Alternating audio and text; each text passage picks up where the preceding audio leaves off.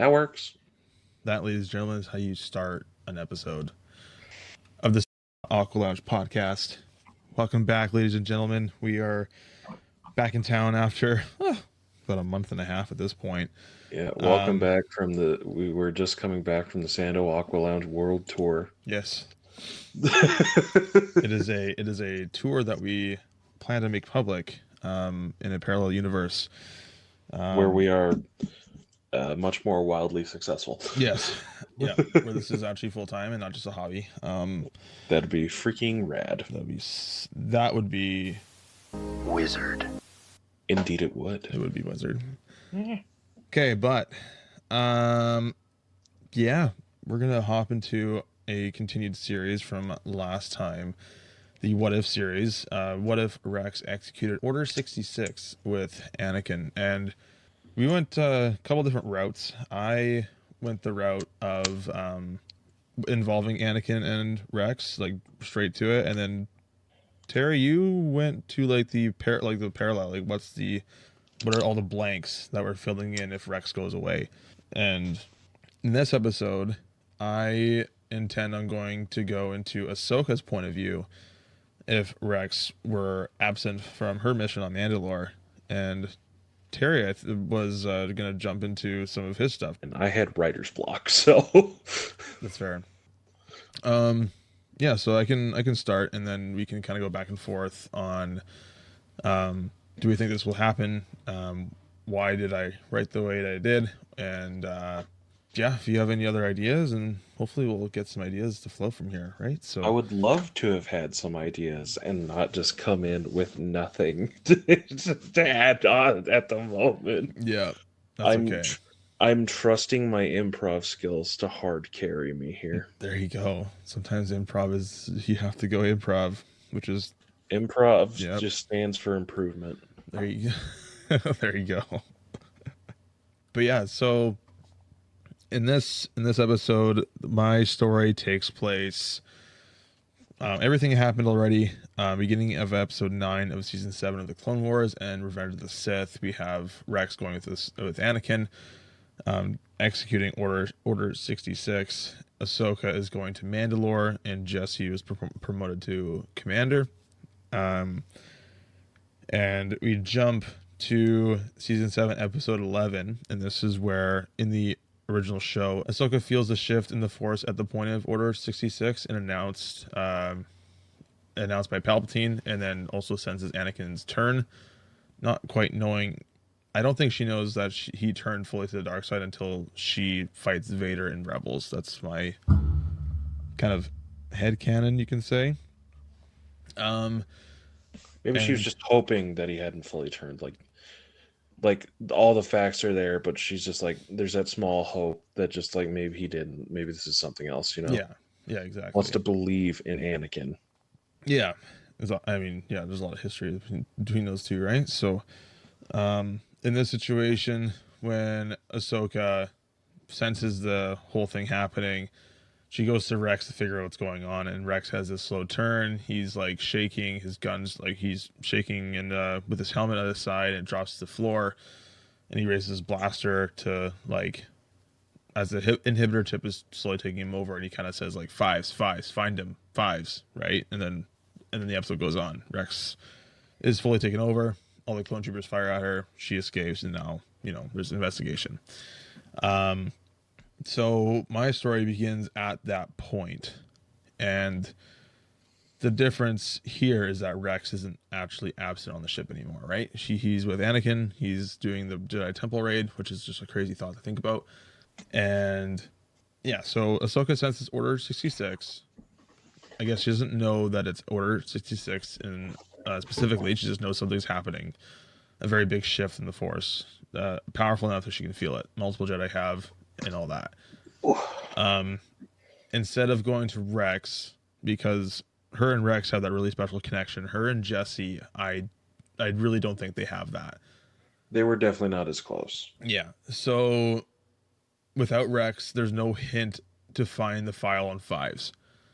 And though she's confused by what's happening, she's sensing Anakin's turn. She's seeing all the clones kind of, having their like head on their hand on their helmets, being like, "Oh, we got some orders," kind of thing, and she's confused. And she still has the like good soldiers, like they're good soldiers, I will not hurt them mentality. Since her mission remains the same, right? The whole of her clones are shooting at her. She's just like, I gotta just survive, right? I still think she is strategic in deflecting the blaster bolts in the bridge of the ship, despite it being, all glass. I think she's capable of deflecting bullets to the roof, like she did in the original show. Oh, absolutely. And then Rex and the boys have their little debrief to go execute Maul, but without Rex, it's Jesse giving those orders to go execute Maul. And Ahsoka makes her way towards Maul and buys herself a little bit of time. So she's doing a little bit of, would espionage be the right term for it? She's kind of sneaking around, sneaking. Sneak, I would never sneak. That was a brilliant. I love that. That's so staying in. She's sneaking around, not like Gollum. Gollum doesn't do that. And eventually, no, Smeagol doesn't do that. Yeah, sorry, Smeagol. Yes, no, you're correct. That is so accurate. But she fights her way, is sneaking around, and she eventually makes her way towards Maul.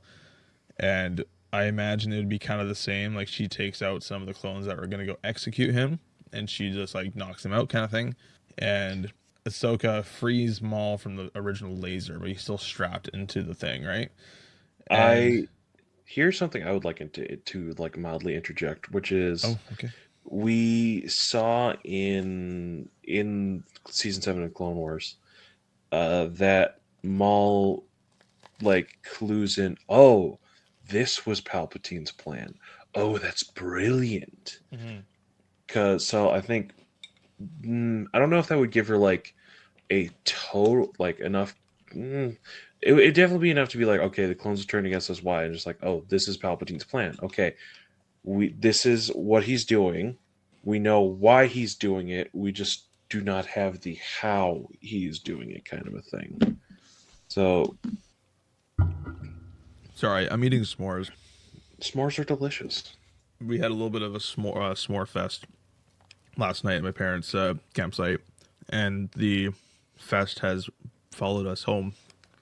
There ain't nothing wrong with that, man. Yeah, I should stop for now. There's always time for a s'more.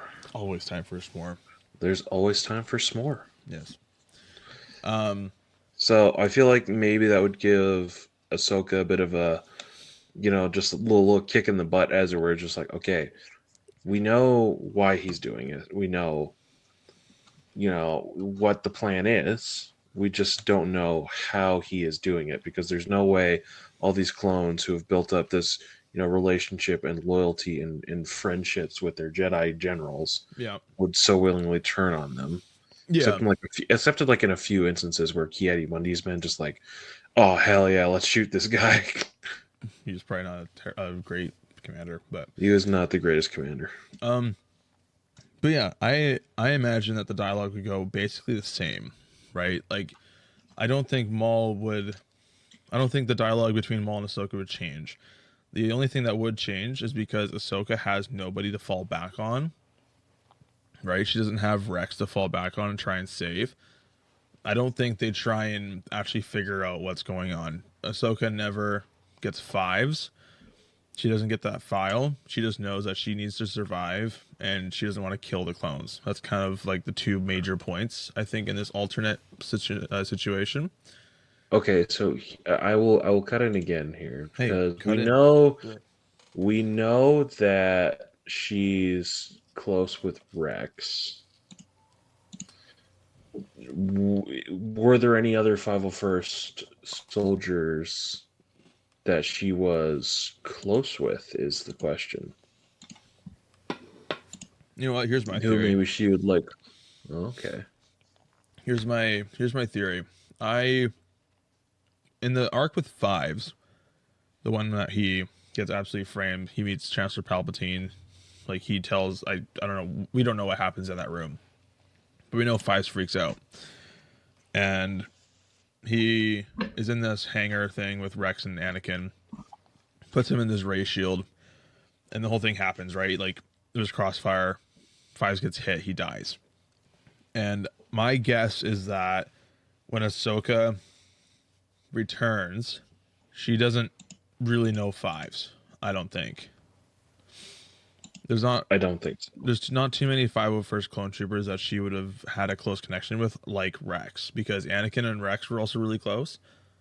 So as a byproduct, Rex and Ahsoka are really close because Anakin and Ahsoka are obviously the master apprentice thing. So I actually don't think that she would have gotten close with anybody else in the same way. You know what I mean? Yeah. So I don't. I'm just curious. Curious. Because I feel like I'm curious because if there's like any other standout 501st members, not necessarily like with the knowledge that Rex would have had of the whole Fives incident. I mean, I don't think like clones like Apo or Hardcase. Hardcase is dead, I think, already.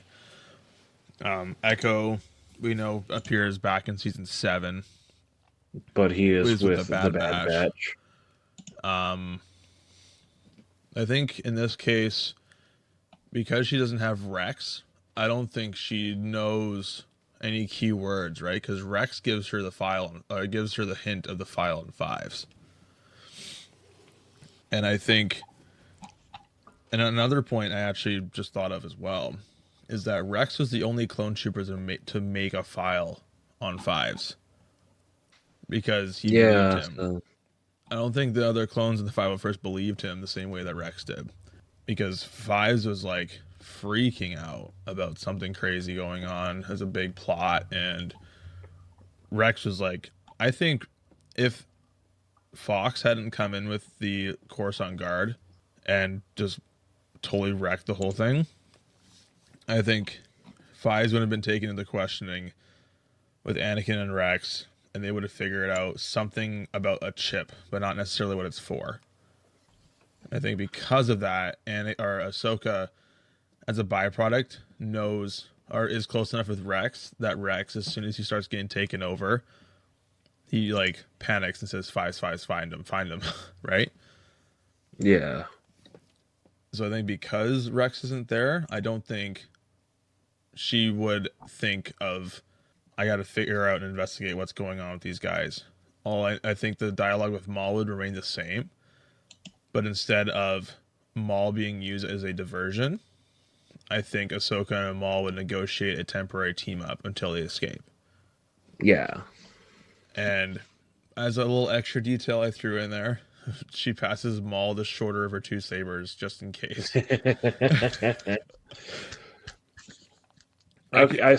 There's still so much that Maul can do with that. Yeah.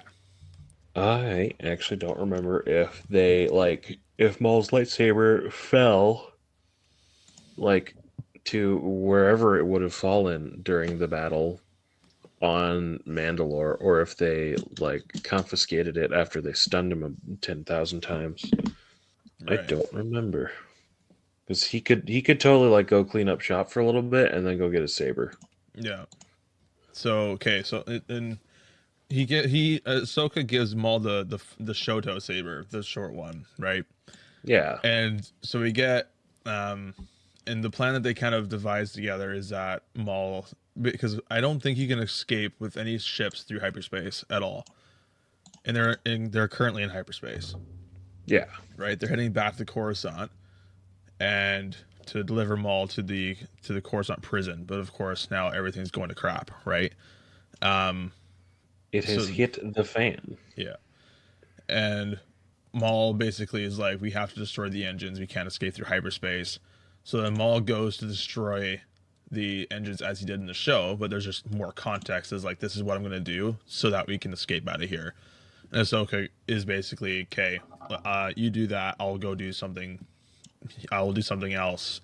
Maybe it is going to the medical bay to figure out some files. Maybe it's going to the bridge to open up the hangar doors when he's ready. It's just to do something. Yeah, to kind of, devising some sort of plan. And maybe there's even some sort of exchange of something valuable that Maul has, so that like Ahsoka actually can like somewhat rely on him a little bit, because they kind of have to at this point, or else they're both going to die. At least that's what my mind is going to, because the characters in the situation have no idea, right? And then even as an extra little detail, and I think this was kind of my favorite part, the Ahsoka and Maul have separate hallway scenes going back and forth, and Ahsoka is sparing the clone troopers, deflecting bullets and sparing their lives and knocking them out. And then the vice versa, Maul is just desecrating them. He is slicing them. He does the whole like reaching the clone trooper's arm to cut off the communication device off of his armor, because I think that's still a very crucial detail to the rest of how that arc plays out. So then Maul's killing them, and it shows a big contrast of each character, and yet these two are teaming up in a very unlikely scenario, which I think would be kind of a cool little detail to have in there. And then eventually they both make their way to the hangar where Jesse and the 332nd are, because they split off from the 501st. And in an epic display of force ability and skill to deflect blaster bolts, Ahsoka and Maul make their way to the park shuttle and escape. And then... Yeah, and then because the ship is falling apart, it just crashes, I would say. Unless Ahsoka finds a Y-Wing and does her own thing, while Maul takes the attack shuttle and leaves. I feel like given circumstances, they'd probably leave on the same ship.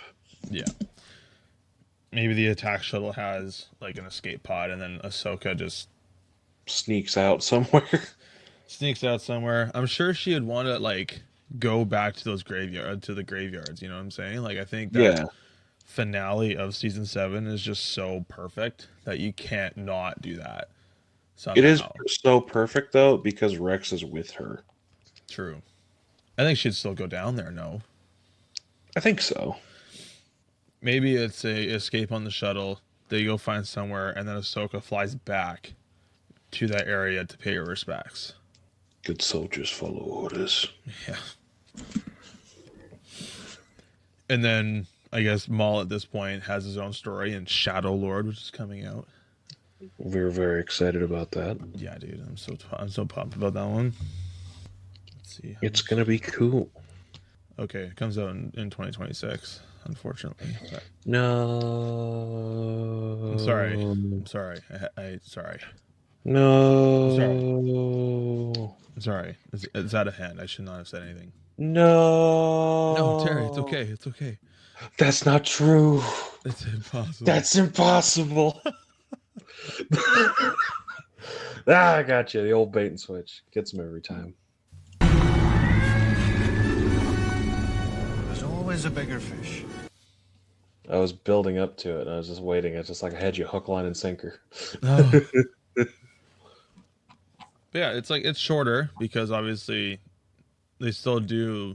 I do think the Siege of Mandalore plays out basically the same way because they're on this. They have the same objective, right?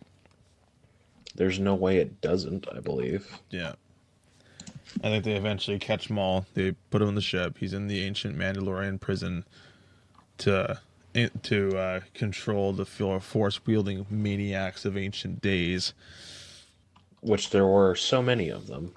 Apparently. But yeah, that is my thought of how that what if scenario would go on the parallel side. What are your thoughts? I enjoyed it. Again, I had my thoughts that managed to spring into my empty head, which is more than I was expecting for me. Oh man, the writer's block has been real. That's why we give tons of time, because then we can maybe have some ideas that pop up at some point in between our recording sessions. Yeah, I'd love for them to do that instead of during the recording sessions. That's fair. Can you hear my chewing? All right. No, you're good. Sweet. I do kind of sort of need to replace these headphones, though. They are kind of dying. Oh. I will figure it out another time. That is a problem for future Terry. And I hate to say a lot of problems end up being future Terry's, but oh man. Future Terry is going to have to kick past me right in the shin. Oof. Slow me down so he can rugby tackle me to the ground. You're a rugby tackle your alternate self? Yes. That sounds crazy. It probably is. Do you have any thoughts on your what if stuff? My thought on my what if is, boy howdy, I wish I had some. Nothing. The head empty, no thoughts. All right. Oh boy. My brain is round and smooth. Intelligent thought just beats up and falls right off. That's crazy. Writer's block. It is the worst. Thank you, ladies and gentlemen, so much for listening to us today. We appreciate you taking time to listen to us. We know you have many choices in podcasts, and we wonder how you got stuck on us. No. That's staying in. That is staying in. That's staying in. All right, tie a bow on it, Mr. Terry. This has been Sando Aqua Lounge Podcast. We hope you've had a good day, and we hope, if you didn't, that you don't let what happened at the start of your day ruin the rest of your day. I'm Terry. This is Cody. We've been your wonderful co-hosts for today, and remember, there's always a bigger fish.